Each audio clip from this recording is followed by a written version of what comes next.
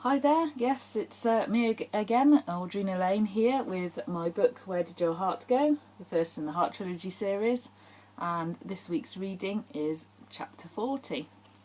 So let's get started. I woke up to hear the familiar strains of Take My Breath Away echoing from Charlotte's room, and I looked over at the clock. It was only 6:30 a.m, but she was already practising. I knew the group were determined to be their absolute best for the competition in 10 days' time. This reminded me that I had to book some hotel rooms, so I put my dressing gown on and knocked Charlotte's door, poking my head in. "Coffee?" I asked. "Oh yes please, Mum. I'm going to do another run through of Skyfall and Umbrella first though, and then I'll be down." "OK," I replied as I padded downstairs. I turned on the radio and made coffee and toast to the breakfast show. Paul announced that he'd received another request from my secret admirer. I reached over and turned the volume up slightly as the song "The Most Beautiful Girl in the World" by Prince started up. I smiled and reached for my mobile phone to give Paul a ring. He answered immediately. "Hi Stephanie, your secret admirer is up early this morning," he said. "Good job I was, or I would have missed it. Do you want to send a response in song?" "Yes. Can you play Who Are You by The Who and see if I get a text or anything back?" "Will do, Steph. I've got to go now, so I'll see you later." "Bye, Paul," I replied, enjoying the final strains of Prince. Then I listened to his spiel before the song I responded with played. By the time Charlotte appeared, I was on my second cup of coffee and had my laptop out as I planned my lunchtime show, a secret smile playing over my face. It felt great to be flirting over the airways, and even if I never got to meet my mystery man, he was certainly speaking to me in my language. Charlie grabbed her mug and some toast and sat down. "So what's on your agenda today?" I asked.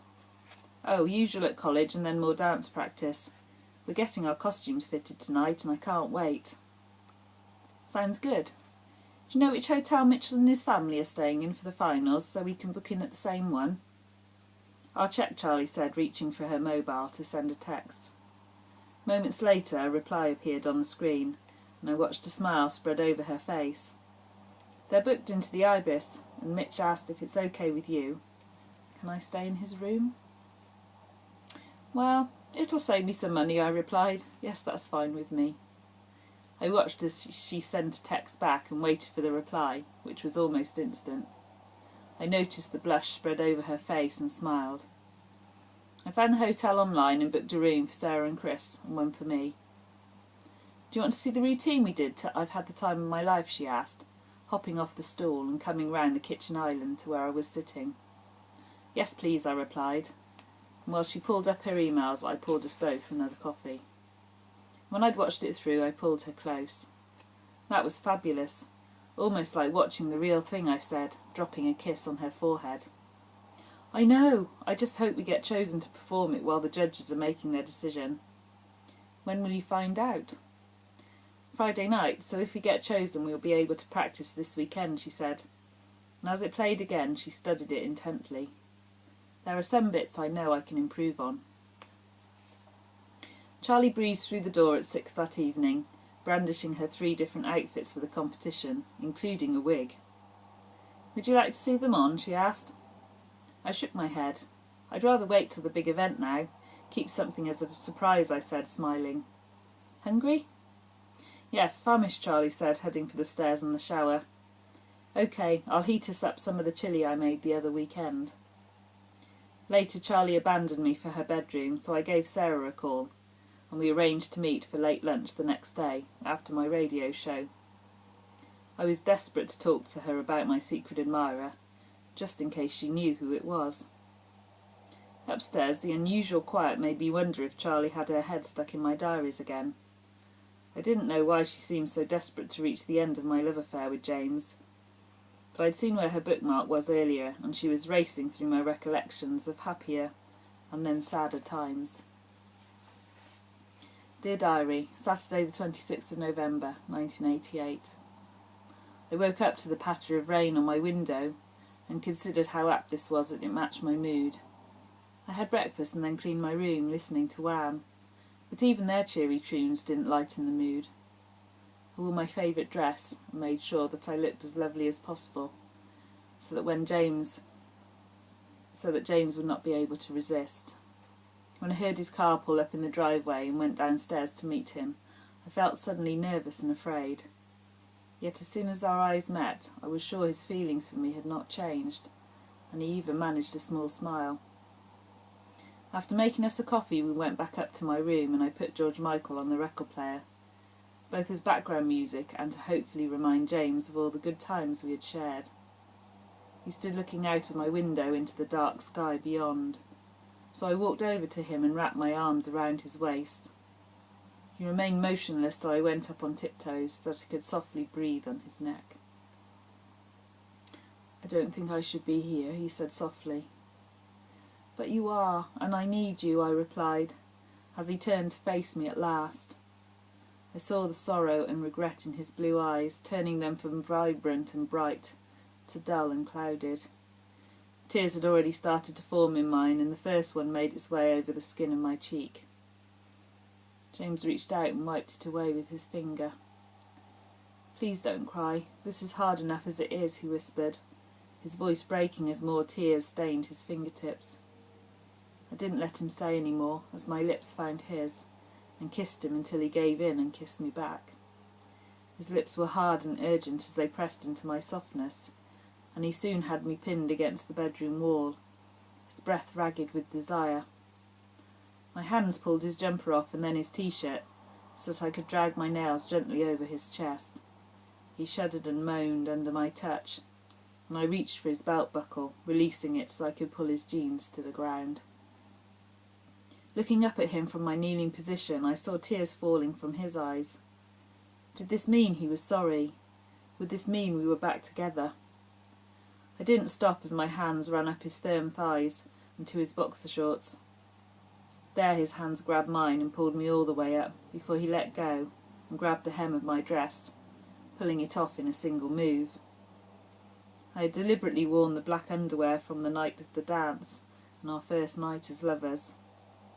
His hands ran over the satin fabric, catching my nipples beneath that had already sprung up to meet his touch.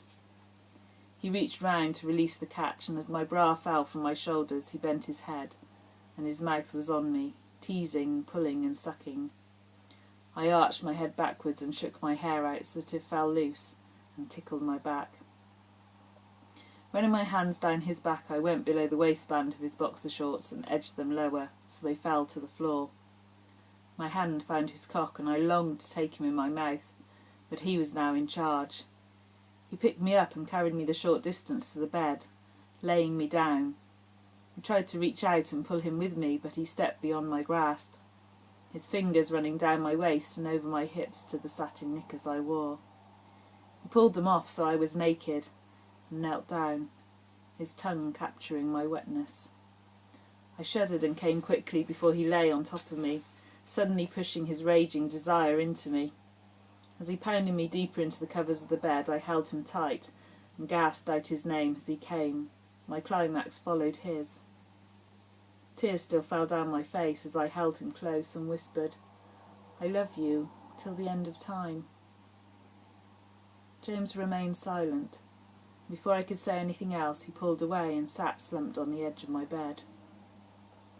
I sat up, unsure what I should do, but he turned to me and said, "I'm so sorry. I shouldn't have done that." "Don't apologise. I'm not sorry. I know you still love me and you still desire me, and why can't we still be together?" I implored, reaching out my hands to him, but then stopping, and instead wrapping them around my shivering body. "I told you why. It's just not working for me." "But we just made love together." "No, Steph. We just had sex."